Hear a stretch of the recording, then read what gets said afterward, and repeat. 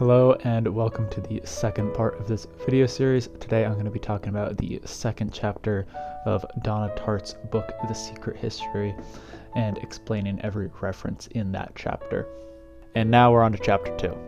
The first chapter has a lot of its references in the classroom scene, and you get to hear a lot of Julian's references, and most of them are ancient Greek and Roman references. This chapter focuses a little more on the first trip to Francis's house, and we get to see a lot more of Henry in this chapter. So some of these are a little more obscure and a little less Greek and Roman centered. To start us off for the second chapter, on page 48, Richard thinks of Henry with his little round glasses in his book in Pali. Pali is a language that is spoken in India very infrequently. It's a very old language, and the relevance for it in this case is that it's used for some ancient Buddhist texts. It was one of the languages that they were originally documented in, and that would likely be why Henry is reading it. He's trying to read up on Buddhist religious texts. On page 49, we see that Judy Puvi, or Judy Pouvet, is sewing costumes for As You Like It, which is a play written by Shakespeare. Then on page 50, Bunny asks Richard if he goes to the Polo often. The Polo is a restaurant started by designer Ralph Lauren, and it's located in New York City, and it's very fancy.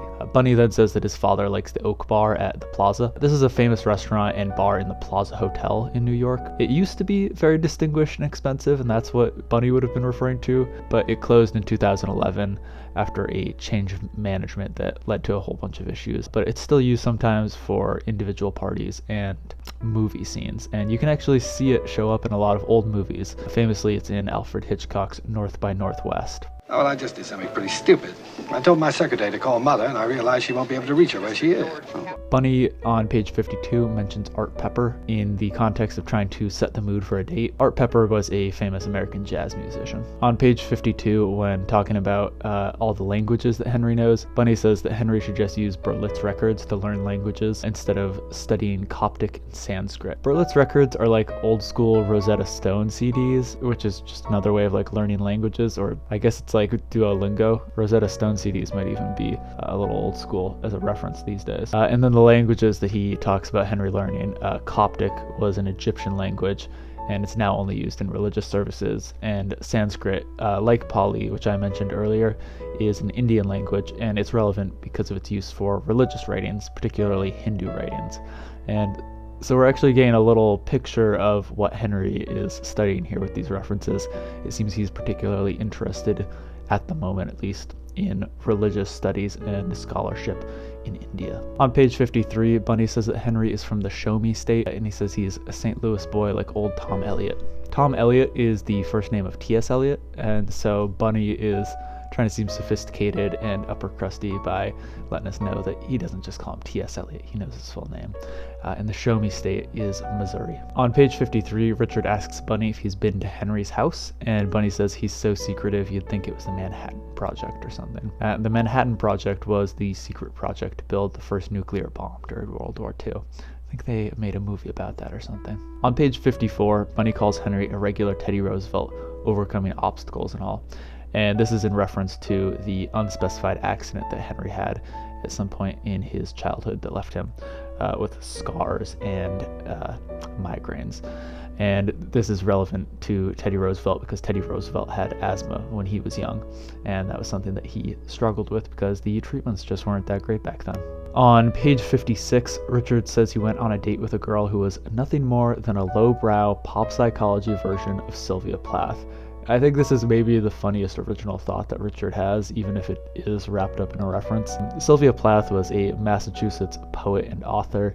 She wrote things like The Bell Jar and the poem Lady Lazarus. These are both really good works, and I actually like Sylvia Plath quite a lot. She went to the same high school that I did, so a little connection. On page 56, Bunny asks if the girls are prettier in California, and he mentions Beach Blanket Bingo. This is a movie. It's the 5th movie in the Beach Party movie series, and these are just party movies, and they're also musicals, and they're kind of ridiculous. Beach blanket bingo.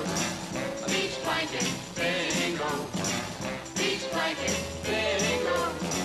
That's the name of the game. On page 57, Bunny says that there's a statue of Diana in his father's club. Diana is the Roman goddess of the moon and the hunt. On page 57, Bunny starts proposing toasts to everything from Hampton College to Benjamin Jowett to Periclean Athens. Jowett was a British scholar who translated Greek works, which is why Bunny and Richard would know him, and Periclean Athens refers to a time period in Athens during the leadership of Pericles. This period was marked by the establishment of democracy, the construction of the Parthenon, and the beginning of what is considered the Athenian Golden Age. Then on page 58, Richard thinks that Bunny looked like a very young Teddy Roosevelt, sans mustache, about to lead the Rough Riders up San Juan Hill. The Rough Riders was a nickname given to the 1st United States Volunteer Cavalry, and the Battle of San Juan Hill was a major battle during the Spanish-American War, in which the Rough Riders participated. In that unit, Teddy Roosevelt was the second in command for a while, and he eventually became the leader of it. On page 58, we hear a reference to Ethel Merman.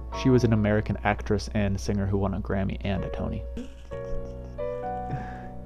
On page 62, Richard says that he was reading the Parmenides all day. Parmenides was a pre-Socratic Greek philosopher who influenced Plato, but because Richard says that he was reading the Parmenides, we know that he's talking about Plato's dialogue Parmenides, and in that Socrates and Parmenides have a discussion and debate, and this is a famously confusing and misunderstood Platonic dialogue, and Henry says that the Greek was rough going and he had a hangover. So the fact that this is such a difficult dialogue adds some humor to the scene, because like Richard's just hungover and exhausted and trying to translate this really difficult passage, but this is a joke that you would only get if you had studied Greek and then also specifically had studied this passage and knew that it was hard. So thank you, Donna Tartt, for the ridiculously obscure references. On page 62, Charles compares Henry and Bunny to two poems, saying Le Allegro and Il Penseroso, a well-matched pair. These are two poems by John Milton, one translating to the happy man and the other to the melancholy man. They depict a similar day spent in contemplation and thought, but with different focus on what makes for a well-lived and enjoyable life. Bunny, predictably, is the happy man here, and Henry would be considered the melancholy man. But the melancholy man isn't just like a depressed guy, it's somebody who thinks more about the arts and the urban life, and the happy man is somebody who's focused more on what nature can provide us and how that can make us happy. On page 62, when they're talking about California, where Richard says that he's from, Camilla asks if he's been to the La Brea tar pits. Those are tar pits which have preserved prehistoric animals, including saber-toothed tigers and a lot of dire wolves. Those are located in California, and they're pretty confused when Richard says that he hasn't been. On page 69, we see Henry and Francis argue over whether Hesiod's primordial chaos was simply empty space or chaos in the modern sense of the word. Hesiod was a Greek poet, and in his poem Theogony he says, quote, "First it was chaos," unquote, existing before anything else, and that from chaos were born Erebos and Black Night. So they're arguing about what chaos meant in this context, whether it's just a nothingness or if there's kind of a wildness that Erebos and Black Night spawned out of. On page 70, Richard grabs his Liddell and Scott, and this is just a Greek-English lexicon. On page 71, while having some second thoughts about joining Julian's class, Richard thinks, did I really want to spend my college career and subsequently my life looking at pictures of broken Cairoi and poring over the Greek particles? The Greek particles are an aspect of Greek grammar. It's not super important to get more detailed than that. And Cairoi are Greek sculptures, typically of naked men. On page 72, Richard says, I read The Great Gatsby. It is one of my favorite books. It only made me feel worse, since in my own humorless state, I failed to see anything except what I construed as certain tragic similarities between Gatsby and myself. I think this is a really interesting reference, and it tells us a lot about Richard. First of all, the connection between Richard and Gatsby is that they're both from low-class backgrounds, and they're trying to blend in with the rich. Also, interestingly, Richard says this is one of his favorite books, and the narrator of The Great Gatsby, Nick, is largely considered to be gay, but not telling the audience that directly. And so I think this tells us that perhaps Richard is identifying with that character. On page 72, Richard is talking to a girl at a party who's wearing a Gaultier corselet. Jean-Paul Gaultier is a French fashion designer. Talking to this same girl, Richard asks about one of her friends, does he really piss on his paintings like Jackson Pollock? Pollock was an American painter who allegedly had a habit of urinating on a canvas before giving it to a client he didn't like. And apparently he peed in Peggy Guggenheim's fireplace once, protesting her wish to cut down the size of a mural he made. On page 76, Francis says that he saw a black dog attacking some hippies. This isn't quite a reference, but it is one of the many omens that we see throughout the book. In this case, the black dog is a reference to the Greek thought that dogs could foresee evil, and that black dogs in particular were aware of Hecate, the ancient Greek goddess of witchcraft, whose presence often foretold death. So this black dog is a sign of death to come. On page 77, we hear that the piano music got closer. It was Chopin, one of the preludes maybe. Frédéric Chopin was a Polish composer. On page 78, we hear about a whole bunch of books that are in Francis's family library. We start off with hearing that there's a first edition of Ivanhoe. This is a historical novel written by Walter Scott, and it was published in 1819, but it's set in England in the Middle Ages. Next, we hear a reference to the author Marie Corelli. Her works are largely concerned with Christianity, reincarnation, astral projection, and mysticism, and she was kind of looked down upon by critics, but she did have a bunch of famous patrons. On this page, we also hear about the Rover Boys. The Rover Boys was a YA series that was popular. This was written by Arthur Winfield, which was a pseudonym for Edward Stratemeyer. Richard also notes that there's something called London by somebody called Pennant. Thomas Pennant wrote the book Account of London, which contained historical information and was a piece of travel writing. Next, we hear about the club history of London. This is a pretty vague reference, but basically what it would be talking about is a men's club or some other club in London, and it would tell the actual history of that club as well as a list of the previous members. It's hard to say which club this would be specifically, though. Next, we hear about the Pirates of Penzance, which is a comic opera with music written by Arthur Sullivan. Then we hear about the Bobbsey Twins, which is a children's series written under the pseudonym Laura Lee Hope. Then Richard mentions Byron's Marino Faliero, which is a tragic poem that follows the newly elected Doge of Venice and his downfall. Alright, done with the books now. On to page 79, we hear that Charles plays Scott Joplin, who is an American composer and pianist. While Charles is doing this, Richard compares his piano playing to the tricky syncopation of a tap dancer going up a Ziegfeld staircase. Florence Ziegfeld Jr. was a Broadway backer, and many of his productions included dance numbers that involved really big staircases.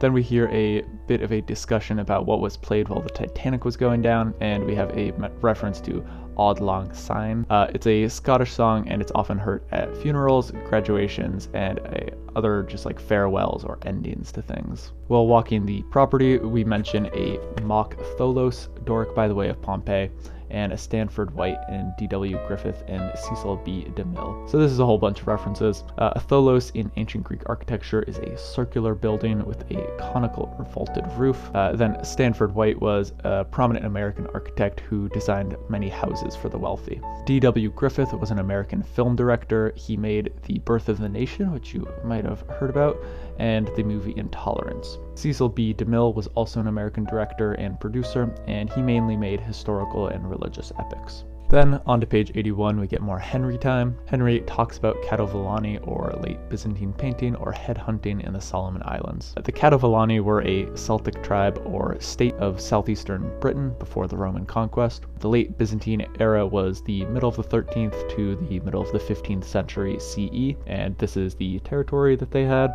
And here are some examples of what that art would have looked like. Then in the Solomon Islands, it is true that natives would attack other tribes to enslave and take the heads of their enemies, and these heads were then used for a variety of cultural and religious ceremonies. But that is not what Henry was talking about on this specific day. That day, Henry was talking about Elizabeth and Leicester, I remember. The murdered wife, the royal barge, the queen on a white horse, talking to the troops at Tilbury Fort, and Leicester and the Earl of Essex holding the bridle rein. So this actually does require a bit of an in-depth explanation. Henry is talking here about Queen Elizabeth I and Robert Dudley, who was the Earl of Leicester. Dudley befriended Elizabeth while her sister, Queen Mary, was still in power, and then when Elizabeth became queen, she made Dudley her master of horse. And there have been long-standing speculation as to the romantic aspect of their relationship. But what stood in the way of their relationship becoming formal was that Robert Dudley already had a wife who, as was referenced by Richard, died. That would be Amy Robsart, who was found dead in 1560 with a broken neck. And although she was never proven to have been murdered, the scandal about that made Elizabeth unable to marry him. but that doesn't mean that they never saw each other again. Dudley's last great contribution was managing Elizabeth's visit to Tilbury Fort, where she gave a speech to troops who were gathered to repel a potential Spanish invasion. At Tilbury, Elizabeth left her bodyguards behind and went among the troops on horseback with 6 men, Dudley on one side of her and the Duke of Essex on the other. Richard then notes that I came across this passage in The Wasteland. The Wasteland, as I mentioned briefly earlier, was written by T.S. Eliot, who Julian knew and who Bunny referred to by first name earlier in the novel, so he's a recurring reference for us. Also, we heard that Henry came from the same city as Eliot, so perhaps this is why Henry was so familiar with The Wasteland. He was able to just make this connection between the rowboat quote and him rowing. On page 86, we hear that Henry quoted long passages about Emma Bovary and her greyhound. This is a reference to the 1857 novel Madame Bovary, which was written by Gustave Flaubert, and Emma Bovary is the main character of this novel and has a pet greyhound. Then the French that follows Richard's thought about this translates to his thoughts at first without any purpose or wandering randomly like his greyhound, running in circles across the country. On page 90, we hear that Bunny is reading The Bride of Fu Manchu. This is an adventure crime book series written by Sax Rohmer in which Fu Manchu is the recurring villain. They're pulpy, lowbrow kind of novels that are also racist. They're so racist, in fact, that movie adaptations and sequels were halted during World War II because China was an ally and America thought that these books were just so offensive that they were going to upset our allies. And the name Fu Manchu is also just nonsense. It's just something that Sax Rohmer thought sounded Chinese. And I think this is pretty telling about the material that Bunny is consuming. Not only is he just reading like pulpy adventure books while everybody else is reading these like classics all the time, but he's also reading like racist ones.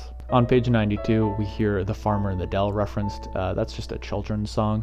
On page 92, Richard says, I remember waking up in the country at 6 o'clock while everyone was still in bed and going downstairs to find the kitchen floors freshly washed, still wet, immaculate except for the bare, mysterious footprint of a man Friday in the clean sandbank between water heater and porch.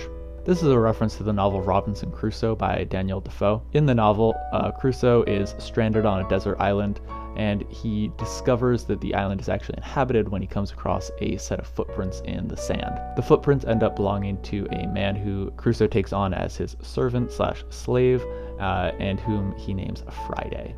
On page 93, we hear that Francis is reading in French the memoirs of Duc de Saint-Simon. The Duc de Saint-Simon was a noble in France, and his memoirs are considered a French classic, and they're known for giving insight into the court at Versailles of Louis XIV. On page 94, Bunny hints that his study of Greek at a young age was a manifestation of early genius, a la Alexander Pope. Alexander Pope was an English poet who started teaching himself at age 12 and became recognized by the members of the literary community at age 17. So Alexander Pope was a young genius that Bunny is trying to associate himself with. On page 96, we refer to St. John the Baptist. St. John the Baptist was an important biblical character, most famous for baptizing Jesus. On page 99, Henry plucks a shard of glass out of Camilla's foot and says, Consummatum est, which means it is finished, and those are the last words that Jesus said when he was on the cross before he died. On page 100, Charles is trying to teach Richard to play piquet because it is what Rawdon Crawley plays in Vanity Fair. Vanity Fair is a novel by William Thackeray, and in it Rawdon Crawley is a lord who's known for gambling. On page 101, Charles says that Henry just wants to write his books and study the 12 great cultures. I thought this one is worth mentioning because the 12 great cultures sounds like it's a specific reference. It's capitalized. It's actually said by another character later in the book as well. I think Bunny mentions the 12 great cultures, but as far as I can see, this isn't a specific reference. Some people have suggested online that the things that Henry is looking at the end of the novel when Richard has a dream are the 12 great cultures, and that's what he's studying. But I think this is just a specific in-book reference to perhaps a fictional textbook or something like that, but I can't see any consensus on what these supposed 12 great cultures are. But this could be just a really niche, specific reference that I haven't been able to find. If anybody else knows about it, I'd love to hear about it. On page 101, Richard thinks that the light on the lawn was golden, casting long, velvety shadows, and the cloudy, radiant sky was straight out of Constable. John Constable was a British painter who was known for his landscapes. On page 102, we get a reference to Kiwanis Picnics. Kiwanis is a community service club in America. They take care of parks, they set up picnic areas, they just do general community service. Then, for the last reference in chapter 2, we hear Francis singing a song that goes, "Gentleman songsters off on a spree, doomed from here to eternity." This is the Whiffenpoof song by Bing Crosby. I think what this chapter does that is interesting is introduces a habit of Donna Tartt's where she drops a bunch of references in a row. She likes to pair things together. So I think we see this in Francis's family library. Then we also see it when we're touring the grounds at Francis's house, and we get a reference to all those architects and movie directors, and that guy, the Ziegfeld guy. And I think what she is doing that's interesting there is that she doesn't need you to understand every reference. She's more just trying to set a tone. She's hoping that maybe you've heard of one of these people, but actually getting what each one of those references isn't so important to your understanding. But then we also get references here that do tell us more about the characters specifically. I think the reference to The Great Gatsby, which I talked about how much I liked in this video, is an important one. And then some things are meant to fade into the background, but maybe be appreciated more if you already know about them. I think in particular Henry's study of languages in India and Indian religions is an example of that. And this second chapter, I think, is where a lot of people who don't like this book find a lot of their complaints. It seems, especially on a first read through, that it's a lot of just drinking, it's a lot of making references to things, it's a lot of just hanging out at a college, and maybe some mysterious things happen at Francis's family house, but really they don't go anywhere in this chapter. But I think on a second read through, this chapter is really good, and on a second read through, if you're more skeptical about how much these characters actually like Richard, how much they're actually using him, then it becomes a lot more interesting, and you also get to see some of these puzzle pieces and hints put down in the first place. All in all, not my favorite chapter, but I think some of these references are interesting. I liked learning about Elizabeth and Leicester. I think the Gatsby one, a lot of people might catch on their first read through, but I think that one is really telling and one of the more actually useful references in this book. And then if you want to be skeptical, I think this chapter can lend some credence to the theory that I know some people have, that Richard isn't even from California as he claims he is. I think his confusion about the La Brea tar pits is an indicator of that. But I hope you all enjoyed learning about some of these references. Please let me know which ones I missed. I think there is one about a poem with crows that I will cover in the bonus part of this video series. But if there's anything else, which I'm sure there is, let me know. I'd love to learn even more about this book. Thank you for watching.